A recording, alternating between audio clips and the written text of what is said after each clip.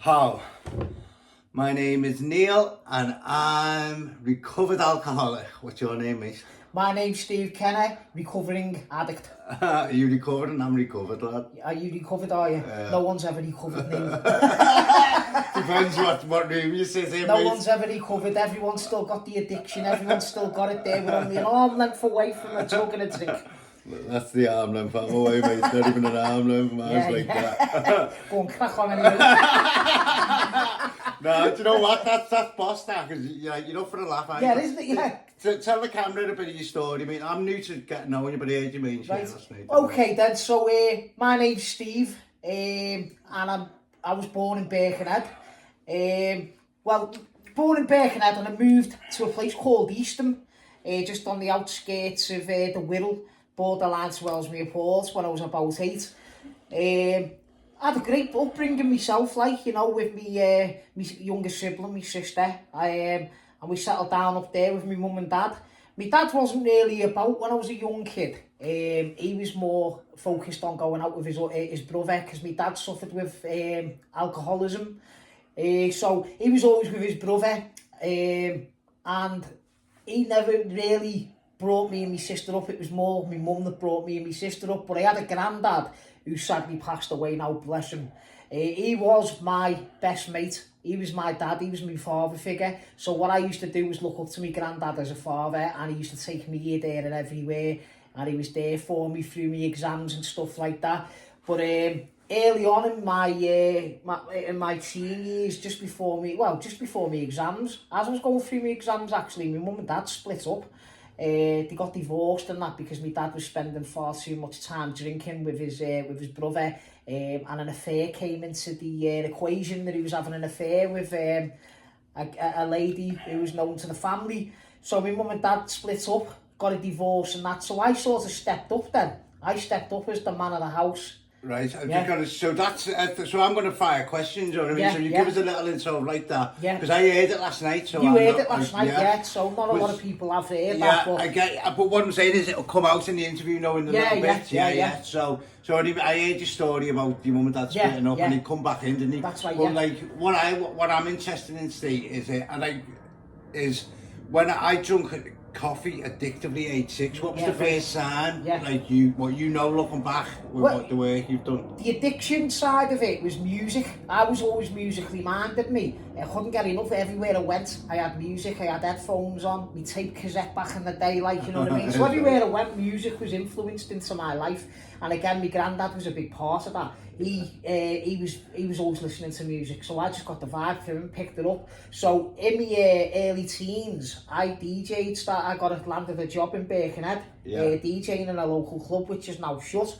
And that is where things drastically took up, it turned for the worse for me. Because that was when I had my first dabble in drugs, which was Class A cocaine. And I fucking loved it when I first had that first line. Obviously, I was around the scene, it was all drugs orientated, the DJ scene. So when I first had that, I was with acquaintances as well, which made it even better for me at the time, because they were on it, we were having a laugh. But it made me feel like I was wanted, do you know what I mean? Because I just wanted to be a part of, everyone liking me. Do you know what I mean? I wanted to get on with everyone. I wanted to be loved and that was my me taking that. At first, I used to say no, and everyone, never used to bother with me. So everyone used to go to clubs and houses after parties and that without me, because I never used to delve in it. But then one night I had that, and it was like they opened me up with open arms and brought me in, and I fucking loved it. And then along come the ale as well after that, because I never used to drink, never used to touch a drug, never used to drink, used to drive everywhere. I used to be a taxi service for my mates, taking them here, there and fucking everywhere. I had all the 7s on the side of my car at one point, all the magnets. 777, 777. If you need a cab, just let us know. Stevie Lava cabs. Go on, so that's boss, and when I say it's boss, so when I met you, Steve, it was only a few weeks, wasn't it? Know what I mean? But, like, just last night when we were going out to the meeting, we walked out and I seen you letting on to all the people. So what I want to say to you, what does Birkenhead mean to you? And finish with a funny story from around here. Well, Birkenhead is my hometown. This is where I was born and bred. So when we moved to Eastham, I always used to bring myself to Birkenhead. Do you know what I mean? I've always hung around Birkenhead. I know a lot of people from Birkenhead. So I used to, you know what, when in my active addiction, when I was in Birkenhead, I used to hate it, didn't know, you know, there's buildings now that I noticed that I didn't even notice when, you know, I didn't even notice them when I used to walk around with my head down. I wasn't all there, do you know what I mean? I was just causing chaos. I was on first name terms with the police, do you know what I mean? They had red carpets for me every weekend. I was on first name terms with the area manager, who's the police area manager, like, you know, and that's when you know you're doing something wrong, when you're on first name terms with the fucking chief and that. And, you know, Birkenhead was a hard place when I was using in my addiction, because, you know, there was nothing but trouble. But now, you know, I'm starting to love the place now again, like I used to when I was a little kid. I used to love Birkenhead, and then I hated Birkenhead in my addiction. Now I walk around and I'm walking around with my head held high. Do you know what I mean? Because I'm getting to know people, but I'll never forget my roots and where I've come from, because a lot of people do forget an addiction, you know what I mean, when they get better, when they get clean and that, they look down the noses at people that they used to, you know, we used to be an addict, we were still addicts, but we used to be there, and we could easily go out there again. So, you know, they're just lost souls. That's what I call them, the lost souls. They're past the help. Some of them don't want the help, do you know what I mean? But I did want the help, and I've done something about it. And that's why I'm sitting here today, like. Yeah, and the big thing I get from you, Steve, what's leading that me onto is like, you're up for the laugh. That's the first thing. Like the first time I come, the first night I heard you on your phone laughing, you said so. And I was thinking, it's funny wow. It's funny you say that, because when I was in active addiction, I didn't have a smile. I was one of them lost souls. I didn't have a smile. All I had on my brain was, what drugs am I going to get today? If I had no money, what graft am I going to do today to try and obtain my drugs? So, you know, I never used to smile. It was all serious. The boy that, you know, when I was a little boy, it was like sort of my little boy was buried deep down here, and the alcohol and the drugs took over.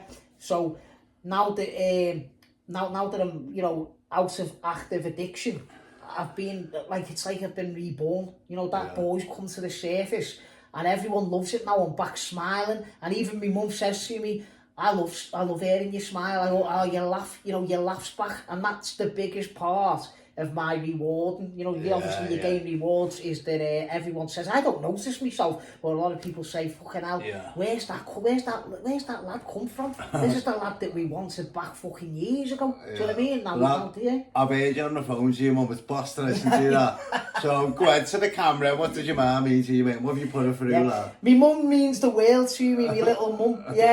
I've put my mum through a lot. I mean, my mum turned around to me one day and she said, because my dad's old school, right? And he never tells me he loves me. We never give each other hugs, right? But I do now. I approach him and, like, you know, I slap the lips on him and everything. Hey, but my mum, like, I put my mum and my dad through absolute murder, hell.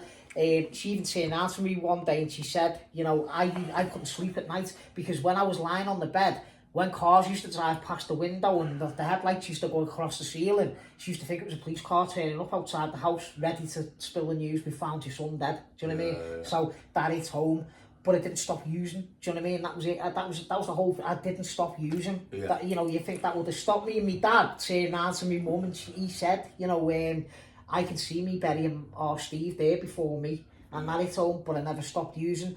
But my mum, I'll leave it on this one, this question that he's just asked there. I'll leave it on this one. My mum, the biggest thing that I've got in rewards is seeing my mum's little smile on her face now, do you know what I mean? And every Wednesday we go out to take her for a coffee, a bite to eat, and every month we take her to Liverpool and do a bit of shopping for her, buy her something nice and that, like, and, you know, I never had that, mate. So I'm trying to make up for lost time in a, you know, fucking hell, all them years that have passed by there, you know, I'm trying to make up in, like, fucking as fast as I can, but it's going to take time. It's going to take time. Yeah, I mean, and again, because that's like to chord at me, that, because, like, I've lost my dad, and me and my mum struggled, you know what I mean? So that's probably why when I did hear you talking, and, like, you term him indeed, what you were saying to her, and I was like, it's weird, you know, where you get that look, and you're thinking, it's nice. So go on, we'll keep names out of it. Tell us a funny story from Birkenhead. It can be any time, present, past. Tell us a funny story. Birkenhead's mad, isn't it? Yeah, there's so many. Yeah, Go on, I'll come back to that, have a little think on that. I can't, yeah, we'll come back to that one. I'll think about No, that. There's that many, like. I'd love to fucking, I'd love to hear the story. We'll get round to that. Yeah, we'll get round to that, funny stories, So, let's talk about music, because that's something I found out yesterday, you know what I mean? What does music mean to you? Music means the world. Like I say, before addiction, I was always influenced by my music. I was a DJ, and I started getting into production just before I got involved with the addiction side of things. But I thought I'd never get back into it again. So whatever I got taught before, that never really went. So when I got clean and that, I'll tell you one thing, when I was in addiction, I never used to listen to words in songs, right? Because my mind was chocker, it was noisy as fuck. So I just used to see lips moving and I used to think, yeah, I like that sound, but I wasn't actually listening to the vocal. Now that I'm clean, I can listen to the vocal and appreciate the song. So what I done when I got back into recovery, I invested in a nice little studio and that, and I've built my own studio now, and I'm back doing my production work. And my rewards have given me clients that I'm working with now, do you know what I mean, alongside Ghost Production. I've been asked to do gigs, but I won't do gigs because I don't want to go back out there. I don't want to run before I can walk. Do you know what I mean? Because it's still early doors. I'm only just under 11 months. And you know what I mean? We all learn. We're all learning, aren't we? Every day we're learning. You know, no one can come to me and say, well, I'm a year clean now. I'm fixed. You know what I mean? I don't need any meetings. And I can go and DJ now because I feel all right. I'm cured. No, I'll never be cured. So I've got to remember that. So as far as gigs go, I can't do gigs. I don't want to. I choose not to do them because I don't want to be around that. At this stage. Yeah, I don't want to be around the clientele. I don't want to be around the atmosphere. And I certainly don't want to test myself too early. So what I am is an engineer. I'm a producer engineer. So what I do is I produce for a lot of clients that I'm working along with. And we're under aliases. If no one knows what an alias is, it means like a name, you know what I mean, like a band, you know, like a band call themselves under something. So I do that, and half the people I work with are DJs, so they will go and DJ our tracks and that, and I'm quite happy sitting around in my studio knowing that I'm safe, because I'm in my bubble, do you know what I mean? So I don't need to break out of my bubble and go and test myself when I've got people that I'm working alongside that actually go and DJ, so everything's great. And that's the page I'm on, so like the early recovery, which I'm in art, but it's early recovery, you know what I mean? Like so and like, but like as you come into recovery and you're staying off the shite, and then the 6 months thing, and then you start spreading your bit. So like, what the question is, over the next 6 months, what does that, in a perfect world, what does the 6 months, music and recovery was? So the next 6 months, what do I want? Yeah, hypothetically, right. So what I want is continuing to make my music, right, to make bigger and better tracks all the time, right? I want to stay clean. Now, that's the most important one, staying clean. Stay focused and don't get complacent. Do you know what I mean? So I can't let my foot off the gas. So where I'm like, all right, I'm busy. I'm busy now. I am snowed up with music, you know what I mean? But I've got to balance other things with that as well. So I've got, what I tend to do now is get a scale in front of me, a balance scale. You know what they're called? Yeah, scales, Scales. I'm not them type of scales. So them scales, So my needle, my weight has got to be like that dead centre. So if my weight goes like that, then I'm doing too much of other things. You know what I mean? I'm doing too much of one thing and not enough of another. So if it's got to be dead centre, if it goes that way, it means that I'm lacking in areas. So I've got to keep my recovery going, which is attending regular meetings, attending service, because I do a service position as well on a Saturday night in my home group. So I've got to, as long as I've done my service, I do my regular meetings, I do shares. I've got my music, I've got my social time as well, which I can't do a lot of social time because that's my behaviours start coming out. Do you know what I mean? So I've got to sort of minimise as much social time as I can. And then I've got my family in my life as well. So obviously I've got that as well, a big part to play in there. Like, so what I try to do, I try and balance all that. And as long as I'm doing what I'm doing now, what I'm doing in 10 months now, if I carry on doing that, I know I'm going to be well. Do you know what I mean? But, well, I say the same thing, but with me, just to give the same answer, my take on the answer you've just done, like, recovery becomes 360, you've got it. Does. Yeah, so like, the page I'm on now is, I need to pick my fitness up. I had a level of fitness early doors, I've slacked, which we'll come to with you in a minute. I've got to start eating better. And like the meeting side of things and the step work, I've got that, not in the bag, it's ongoing, know what I mean? I work a program and that, know what I mean? Yeah. So what's the gym? You're going to the gym, aren't you? I'm going to the gym now, yeah, so that's something else I've adapted in my life and my recovery as well. I mean, you say gyms don't keep you clean. They don't. Going out buying clothes, they don't. It's therapeutic. It's the word therapeutic. So if I went and bought a good rig out there tomorrow, that's not going to keep me clean.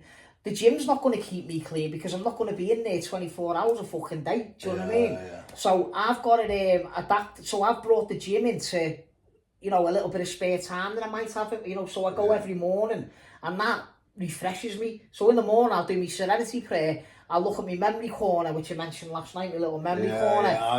Then what I'll do is I'll get showered. There's my routine straight away because I never had a routine when I was in addiction. Not one of us had a routine, did we? No. So you've got to have a routine, you've got to have balance. So yeah, I've adapted the gym, which I'm fucking enjoying now, and I'm seeing the results. And you know, but I say I'm not going to be in the gym all the time. Do you know what I mean? So I've got that just to do in the mornings to sort of. It's like meditation, mate.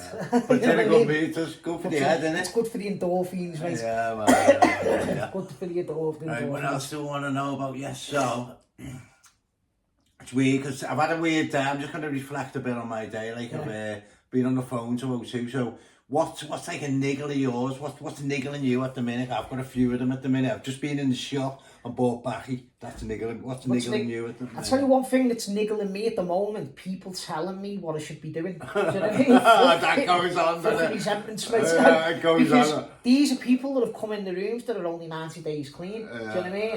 And because I'm not going here with them and I'm not going there, oh, you need to come here though, do you know what I mean? Because you're not going to stay well doing that. Well, I'll tell you what, look at yourself there, 90 fucking days, yeah. Here's 10 and a half months, well, nearly 11 months, I think now, yeah. So, you know, I'm staying well, but if I change and adapt to their ways of living and I do what they want to do, then I'm not getting myself better there. So I tend to find I'm better on myself sometimes, on my own sometimes, doing what I've been doing. You know, I'll go to a meeting and I'll go to any meeting around there if I want to go to it. I don't have to stay at one meeting. I can go to another meeting over the water or something like that. But that's one thing that's fucking niggling me at the moment. Like people that think they know the fucking answers and because they've had 10 years before, they still come back from 10 years. No, they haven't. They fucking relapsed. Do you know what I mean? If anything, I know what I'm doing, but it gets on my nerves. And another one as well while we're on the subject. Here we go. You got me going now. Hey, no, another one as well. When people phone me and they say, "Where are you?" Well, I'm doing this. Oh, come downtown or come and do this. No, I'm just a bit busy. Why?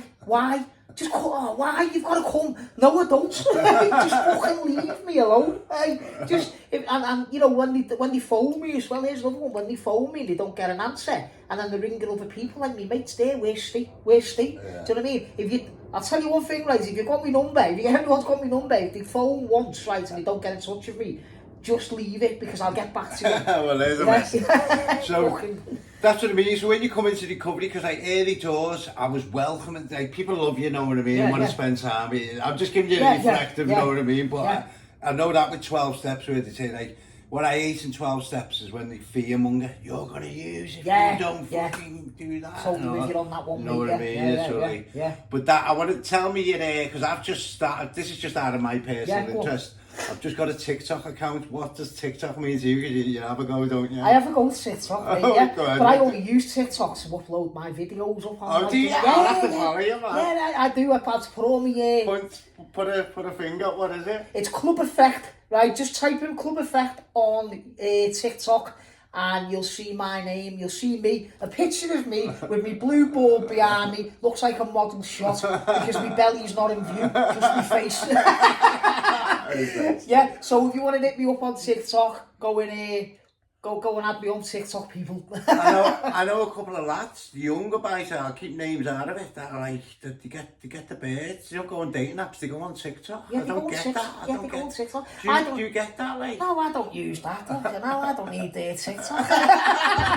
I just use that as a social networking platform. I do professional, mate. Yeah, well, I'll get to that because you pulled in a bit of money with you. I don't want you to get deep or nothing, but like, have you got designs for like a full-time job out Well, of this? to be fair, it's not like a full-time job. It's more of a hobby, and it's more for me recovery as well. Because I love listening to music. So if I'm having a bad day, all I have to do is put a pair of headphones on.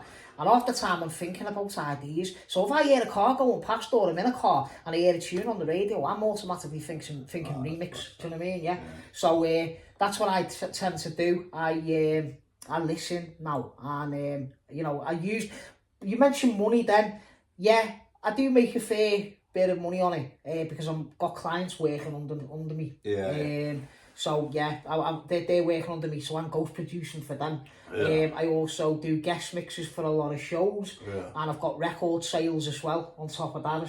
So yeah. So obviously, because that's the page I'm on now. I need I do a bit of volunteering, which is recommended in our game, isn't it? Yeah. But yeah, I need some more fucking money. I need to manage the money I've got better. Yeah. And I need some more coming in order to get back and have my own gaff. What's that? I'll take you up on that. Yeah. Right, so what else do you want to know? So we've done all that. I'm just thinking of the usual things because the usual format, what we do is it's a bit different. So what I want to know is, so like, if you don't mind me saying, I met you and supported ours. Yeah, you did, yeah. Have you got a plan to come out of it? Because mine's loose. Well, I know where you're coming from with that. At the moment, I'm comfortable because I'm still early doors. I keep saying that. Do you know what I mean? A lot of people say, "Oh, you're nearly a year's just a walk in the park." Do you know what I mean? So what I've got to concentrate on now is, if I come out of here, it's a big fucking world out there, and I don't like change or straight away. So what I've got to start thinking about is, am I capable of living on my own just at the minute? I've got supported housing here. I've got like you yourself. I've got friends to socialise with. If we're having a bad day, we can talk about it. We can have a coffee together. We've got staff there, so if you've got any problems, any issues, they're there for you on hand. Do you know what I mean? Yeah. So I've got to, and we get tested as well, which is a good thing, I think, because it's an incentive to stay clean. If you fail your tests and that, and you're not abiding by the house rules and that, you're going out using when you should be here to get better, you're going to be out on the streets again. Yeah. So, it's not, like I say, it's not a test. It's just like, when I'm ready, what I want is to build my life back up, because I've had this, I've had houses, I've had relationships, and I've been in stable places with good fucking paid jobs as well. Yeah. Now what I'm trying to do is get my life back, and I can't work miracles overnight. Yeah. So when I know I'm ready, that'll all come to me, the reward side of it. Yeah. But I'm still not a well person. Do you know what I mean? I've got to understand that. I'm still not well. The addiction can take me on, it can sweep me off my feet at any time, any given time. So that's why I get up in the morning. What I do is I get up in the morning and I think that I'm going to lose my life. I know that's a bit morbid, but I'm going to lose my life at the end of the day, because it's an incentive for me to live my day to the full. Do you know what I mean? Yeah. And you don't know whether you're going to go out that door and you're never going to come home again. Do you know what I mean? So it's baby steps. They call it baby steps. So let's just walk before you can start running. I've done that so many times, and that's why I've ended up relapsing and going back out there, because of, That was the thing. 2019, I had to leave my hometown, and I was coming back in 6 months to get with the kids. And because I was attached to 6 months, I was rushing. Yeah, you're rushing. And I'm 4 years on now, but I'm now, you. I just try and live the best day I can, and that'll all come. Once I get my shit together, that'll come. Like you say, the addiction lies within you. Nobody else causes that addiction. Nobody else says, I'll take that drug there, you know what I mean? So you've got to feel obliged that, he said I've got to take that drug. It's you're putting that drug into your system. Yeah. I've tried geographical as well. A lot of people will say, I'm going to go and move away here, it's going to be better, fresh start, all that. No, it's not a fresh start, because you carry your addiction around with you. Wherever you go, your addiction is in you. So it's just bricks and mortar wherever you go, innit? You know what I mean? Wherever you're going to go, it's bricks and mortar. and you're gonna, you know, it's like with someone, it's haunted, you know, that haunted thing as well. They say, oh, the house is haunted. No, it's fucking not. You're haunted. So wherever you're gonna go, you're gonna carry that spirit and that haunting with you. Do you know what I mean? I've never heard Yeah, that. yeah. You know, what's paranormal fucking all that? You know what I mean? So I'm not being rude. It's just I've started smoking again. Sorry, guys. So I'm just gonna stand at the door. I'm Siggy. So I've just heard you talk, and then so obviously you've done a bit of work on yourself. You've done steps, haven't you? Yeah. What would you say and explain the reason what your biggest defect of character is? My biggest defect of character is people pleasing. I've got that one. And we've all been there, because what I used to do, I used to be a greedy bastard, me, when I was using. So, you know, I'm staying there with my drugs, even if I was dying for a fucking burst in the room, yeah, I was staying and watching them drugs, because I thought if I turn my back, they're going to be all over my stuff, my gear, do you know what I mean? Yeah. So what I did was, I used to, I wasn't people pleasing. I was a really selfish character. But now that I've got clean and that, I'm living life to the max and that. So what I try and do now is help people. Now, helping people, you know, sometimes you can go too far. You know, you give them an inch and they take a fucking mile off you. Yeah, so, you know, I've been there for shoulders to cry on. People that have come new to the rooms and that are going through a bit of a struggle. So I've gone out for coffees with them. They've spilt out to me. I've been there for them. And then the next day they're out doing the same thing.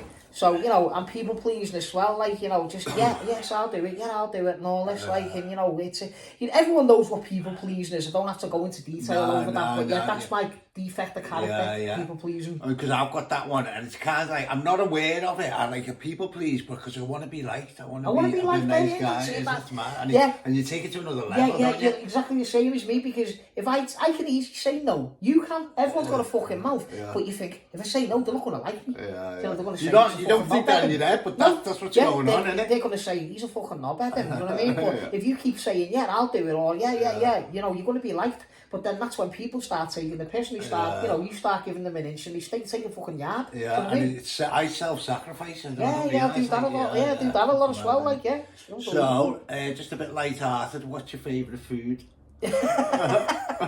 Yeah, so my favourite food, I'm gonna say, you can't beat a roast dinner, can you? Do you know what I mean? Can't beat a roast dinner. Bit of meat, two veg. I'm not kidding. But yeah, what's that? What meat do you like? I like a mix. I'm greedy, mate. So I go. So if I go for a carvery, yeah, I want all the meat. You know, I don't want chicken. I just don't want beef. I want it all on a plate, and I want my plate to be like that, and I'm going to eat it before I leave. You know what I mean? Yeah. So a roast dinner, definitely a roast dinner. Yeah. What else? You got a question for us, mate? No. So right, anything? Are you into footy? Yeah, I'm into footy. What team do you support? Everton. Yes, I'm going to volunteer for them. They're boss. I know, yeah. You do a lot of community as well. Yeah. The thing is, I just want the ground finished now, to be fair. Like, not far away, we run out of money, like, so hopefully it'll be, you know, if it hasn't already taken off again, do you know what I mean? What's your story as childhood with Everton? Like, did you go to match or anything? Have you ever been? No, well, yeah, I've been to match, yeah. I used to go before. My dad, he was obviously going through the drink and that. So what I used to do was go as a kid with my dad and my granddad, which is my dad's dad, his brother, and my cousin. We used to all go over in the car, and we always used to go, like, you know, go watch the game and that. And then he sort of dissed me then, so I never used to go to the games, and he used to go over with his brother and my cousin and leave me out. Do you know what I mean? But you know, another one there as well about football and that. All the kids in school and that, all my mates and that used to go around the park, you know, the weekend and have a kick about with the dads and that. I never had my dad there, do you know what I mean? And everyone used to say, where's your dad? You haven't got a dad, you haven't got a dad, you know what I mean? It was like a sort of bullying and that, like, and I just said to my mum, I broke down one day when I was a kid, I just said, why is everyone's dad, you know, playing football with them? And you know what, all the dads used to take me under the wing and used to knock for me, you know what I mean? I relayed that to my mum, by the way. Is your Steve in? We're going to take him to play footy. So my dad was disliked straight away, because they used to think, look at that way, you know, raising your son. Every parent should be there for the children, shouldn't they? You know, because you only get one shot of life, and he's lost a lot of childhood memories with me, and I've lost a lot of childhood memories with him as well.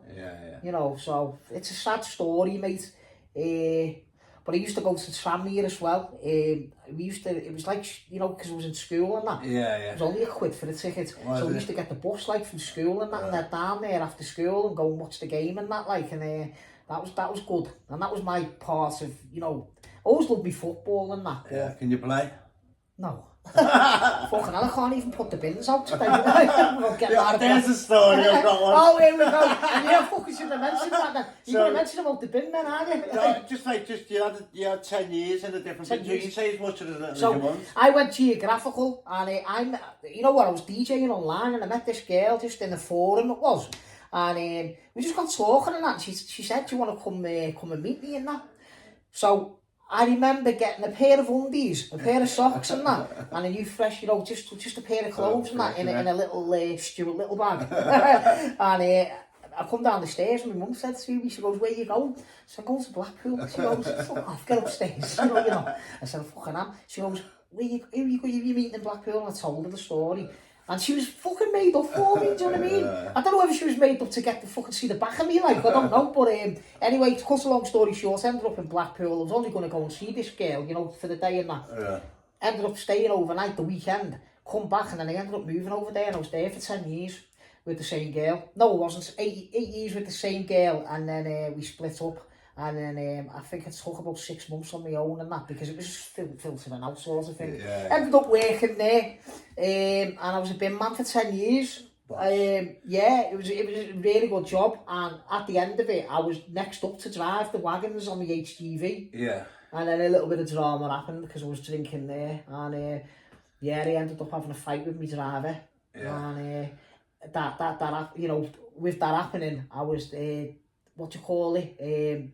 Sent off the job, and I was on, what do you call it now? Yeah, I had that with the council. Yeah. Oh, what's that called? It's like disciplinary. Yeah, but it wasn't it was just disciplinary with full pay. Yeah, I had that for 6 months. Yeah, so what they were doing, they were getting the evidence from the bin wagon. Obviously, the bin wagons are full of cameras now, so they were getting all the evidence through that, and people's houses as well, you know what I mean? Just to see what happened on the street and that.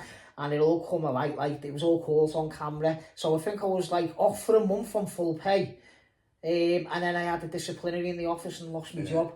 And I was next in line for HGV. I was fucking wounded. It's mad because I had to do a lot of work early doors. Yeah. We're getting sacked from the council. I resent our local council. I still resent it to this day. I do as well. The steps, like, you can, and I can see the other wound about your dad. I don't want to open anything too deep or heavy. No. Yeah. But that Central Drive's mad, isn't it? Only Central Drive in Blackpool, have done that so many times. When I first started on the agency, I started on the agency and I was there for 3 years on the agency, and I never let them down, because if you let an agency down, right, you're going down the pecking order. Yeah. So, you know, I used to always be there when they wanted me. I was there, and then when I was off, and if they ever rang me at like, you know, 10 o'clock, 11 o'clock because someone's fucking not well and that, like, I used to always be there with my phone and going. Yeah. So I was at the top of the pecking order. Fucking loved it. And then when I got full time and then I started letting me foot off the gas. Started drinking and that. Never went in on a Monday. more money, isn't it? You get more money. Stable. Yeah, never went in on a Monday and that. Yeah, the fucking money was rolling in. I was fucking loving it. I loved that job at first, like, and then just the drinking. That's where my addiction started then, do you know what I mean? I started drinking with it. And then we were arguing all the time, and at the end of it, mate, it just like sort of fizzled out. And you know, I just remember coming home from work one day, my bags were packed and that, like, and I just left and ended up getting a little house share.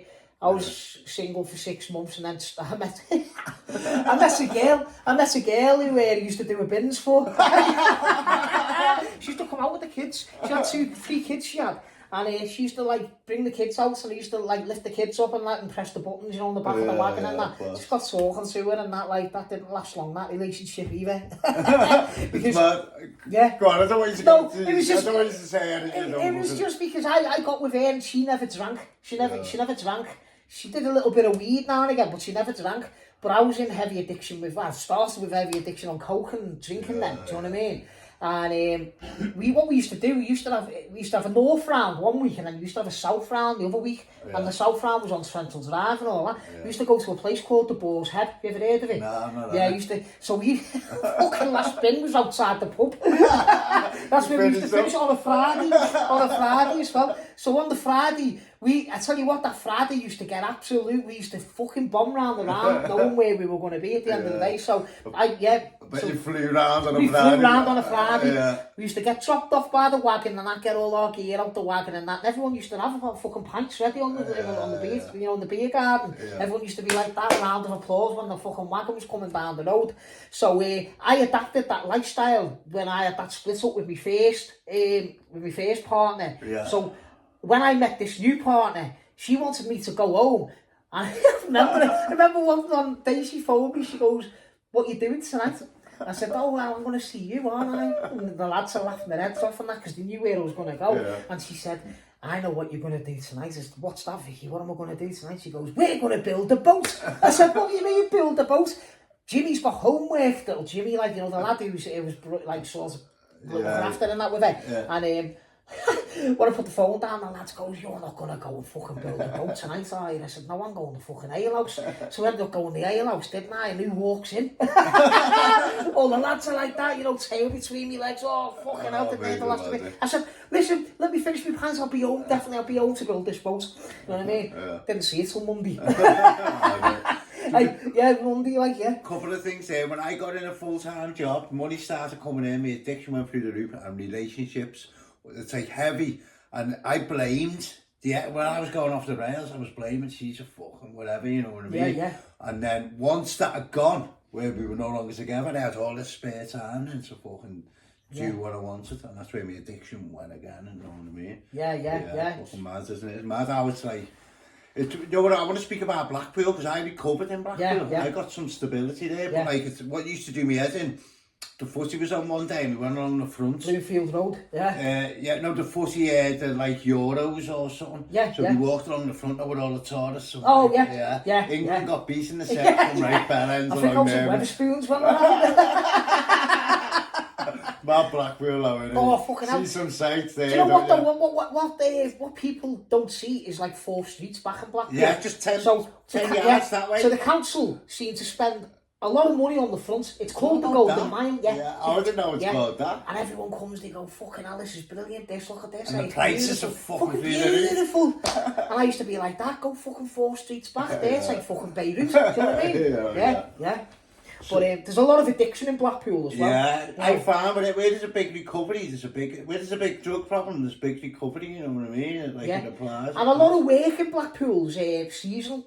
Seasonal, like the fairground and you know, the caravan parks and all that. Like so, in the summer, there's a lot of jobs there. But when it starts like the end of season, all the shops start shutting. You know, on the front. So a lot of people don't work through the winter. I was lucky enough that I got a job that was full time. Do you know what I mean? That was all year round. But a lot of addiction in Blackpool, and I've seen it all. You know what I mean? Doing the bins, I see it all on the streets and that. And it's horrendous because I was only on minimum wage as well doing the bins.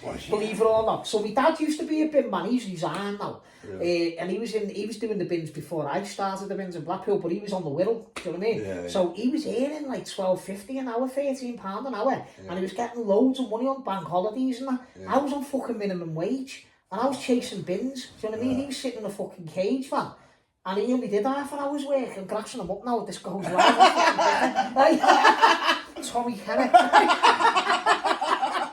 But yeah, so, you know, and he used to finish at like fucking 1 o'clock in the afternoon, and I'm still grafting till 4 o'clock, do you know what I mean? I bet you resent, like, you had that wound, the dad wound anyway, and that wound, I bet you just fucking... But I tell you what, one thing we hated was a Friday, because we were on, you know, if we knew we were on South Week, we used to fucking go and roll the bins out dead early, and get a head start before the wagon come out. But if the wagon broke down, fucking hell, we weren't finishing till 4 o'clock, that's our day rolls off, do you know what I mean? Right.